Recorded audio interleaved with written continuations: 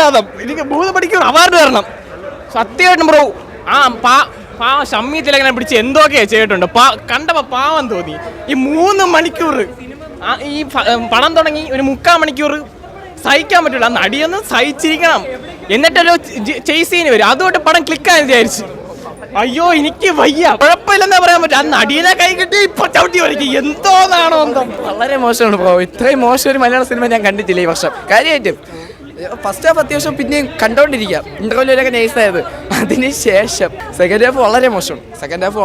എന്ന് വെച്ചാൽ സ്ക്രിപ്റ്റൊക്കെ ഒന്നിനും കൊള്ളത്തില്ല. ഒരു നോവലിനെ എങ്ങനെ സിനിമാറ്റിക് കൊണ്ടുവരണം എന്നുള്ള സിനിമാറ്റിക് ആയിട്ട് എങ്ങനെ എടുക്കണമെന്നുള്ളത് കാണിച്ചു തന്നിട്ടുണ്ട്. ഇല്ലല്ല മോശമൊന്നും പറയാനില്ല. ഇതൊരു നോവലാണ്. നോവലിനെ സിനിമയാക്കി കൺവേർട്ട് ചെയ്യുമ്പോഴത്തേക്കും സിനിമാറ്റിക് ആയിട്ടുള്ളത് കൊണ്ടുവരുമ്പോഴത്തേക്കും കുറച്ചൊക്കെ ചെറിയൊരു ലാഗൊക്കെ വരും. പക്ഷേ അത് വലിയൊരു ലാഗല്ല. മിനി പുഷ്പ, മലയാളത്തിലൊരു മിനി പുഷ്പ എന്ന് പറയാനുള്ള എല്ലാ ഇതുണ്ട്. പക്ഷേ ചിലപ്പോൾ എനിക്ക് തോന്നുന്നു ഇതൊരു മിക്സഡ് റെസ്പോൺസ് വരാൻ സാധ്യതയുള്ള സിനിമയാണെന്ന് തോന്നുന്നു. കാരണം ചിലർക്ക് നല്ല രീതിയിൽ ഇഷ്ടപ്പെടും, ചിലർക്ക് നെഗറ്റീവും ബോറടിയൊക്കെ പറയും. പക്ഷേ എൻ്റെ ഒരു അഭിപ്രായത്തിൽ നോവലിനെ നല്ല രീതിയിൽ ഒരു സിനിമാറ്റിക് ആയിട്ട് നല്ല രീതിയിൽ അവർ കൊണ്ടുവച്ചിട്ടുണ്ട്. അടിപൊളി നല്ലതാണ്. കുഴപ്പമില്ല, പൊളിപ്പടം ബ്രോ, വിഷയം പടം. പിന്നെ പുഷ്പയെല്ലാം ഒരു തേങ്ങ എല്ലാവരും എല്ലോ വിഷയം പടം. കാരണം ഒട്ടും പറ്റില്ല. ബുക്ക് വായിച്ചിട്ടാണ് വന്നത്, അതിനേക്കാൾ ഇഷ്ടപ്പെട്ടു.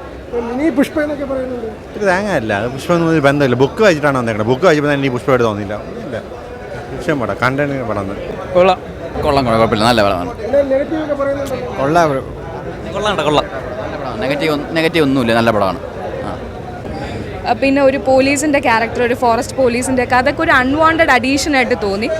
ആസ് എ ഹോൾ ഒരു 1 ടൈം കാണാം, അത്രേ ഉള്ളൂ. പൃഥ്വിരാജാണ് ലീഡ് ചെയ്യുന്നത്, ഹിസ് 1 മാൻ ഷോ. ആ രീതിയിൽ മിനി പുഷ്പ എന്നൊക്കെ അത് ട്രെയിലർ കാണുമ്പോൾ നമുക്ക് ആ ഒരു തോട്ട് കാണാം, ആ ചന്ദനം മരത്തിൻ്റെ ഒക്കെ എന്ന് വെച്ചിട്ട്. പക്ഷേ സ്റ്റാർട്ടിങ് ഒരു ഫസ്റ്റ് ഹാഫ് എനിക്ക് പുഷ്പയും റൺവേയും ഒക്കെ കലർന്ന ഒരു സംഭവം തോന്നി.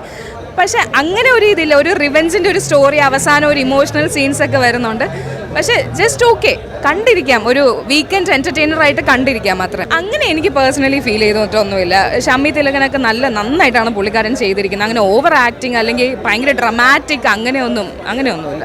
ആ പെർഫോമൻസ് ആണ് മെയിൻ. നല്ല രസമുണ്ട്, നല്ല പെർഫോം ചെയ്യുന്നത് കാണാനും.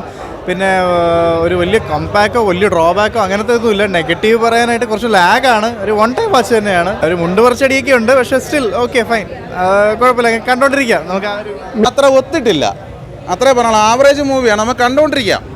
കുറ്റം പറയാം. എന്നാലും നാളത്തെ ഒരു വലിയൊരു സൂപ്പർ സ്റ്റാർ പൃഥ്വിരാജ് ആവട്ടെ എന്ന് പ്രാർത്ഥിക്കാം. ഇത് പുഷ്പയില, അത് അല്ലു അർജുൻ്റെ ഷോ അല്ലേ ഇത് ബ്രോ? ഇത് ഡബിൾ മോഹൻ്റെ റോളാണ്. പറഞ്ഞാൽ മനസ്സിലായി, ഡബിൾ മോഹൻ്റെ ഷോയാണ്. അത്രേ പറയാനുള്ളൂ.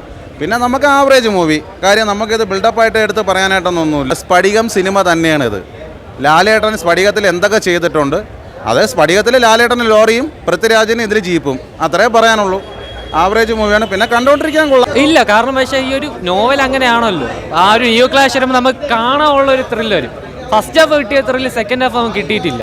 ആ ഒരു ഔട്ട് നമുക്ക് കിട്ടിയിട്ടില്ല. അത് ഷമ്മി തിലകൻ്റെ പെർഫോമൻസ് ടോപ്പായിരുന്നു. പൃഥ്വിരാജിൻ്റെ പെർഫോമൻസ് അത്ര കിട്ടുള്ളൂ പറയാൻ പറ്റത്തില്ല. പക്ഷെ ഷമ്മി തിലകൻ മാത്രം ടോപ്പ്. അത് കുറച്ച് വെറുപ്പീരായിരുന്നു. പുള്ളിക്കാരുടെ ക്യാരക്ടർ മേ ബി അങ്ങനെ ആയിരിക്കാം, കുറച്ച് വെറുപ്പീരായിട്ട് തോന്നി. ബീജം അടിപൊളിയായിരുന്നു. ജെക്സ് ബിജോ നൈസായിട്ട് വർക്ക് ചെയ്തിട്ടുണ്ട്. പുള്ളിക്കാരൻ ഇതിനകത്തുള്ള പ്രശ്നം എന്ന് പറഞ്ഞാൽ ഈ സിനിമ കണ്ടുകൊണ്ടിരിക്കുമ്പോഴേ ഈ പുഷ്പ സിനിമ കണ്ടിട്ടുള്ളവർക്ക് അതിൻ്റെ പല സീക്വൻസുകൾ ഇതിനകത്ത് ആഡ് ചെയ്യണം തോന്നും. അങ്ങനെയൊന്നുമില്ല, നല്ല സിനിമയാണ്. പൃഥ്വിരാജിൻ്റെ ഒരു തിരിച്ചുവരവാണ്. നന്മയുള്ള കഥാപാത്രങ്ങളെ പൃഥ്വിരാജിന് പറ്റുമെന്ന് പൃഥ്വിരാജ് ഇതിൽ നിന്ന് തെളിയിക്കുകയാണ്. തിലകനേക്കാളും പെർഫെക്റ്റാണ് ഷമ്മി തിലകൻ എന്ന്. കാരണം അച്ഛനേക്കാളും വലുതെന്ന് പറയാൻ പാടില്ല, എന്നാലും അച്ഛനെ പോലെയാണ്. നല്ല അഭിനയമാണ്. എന്ത് ഷമ്മി തിലകൻ്റെ ആ ക്യാരക്ടർ കണ്ടു കഴിഞ്ഞാൽ അറിയാതെ നമ്മൾ അതിൽ ലയിച്ചു പോകും. ഗ്രേറ്റ്.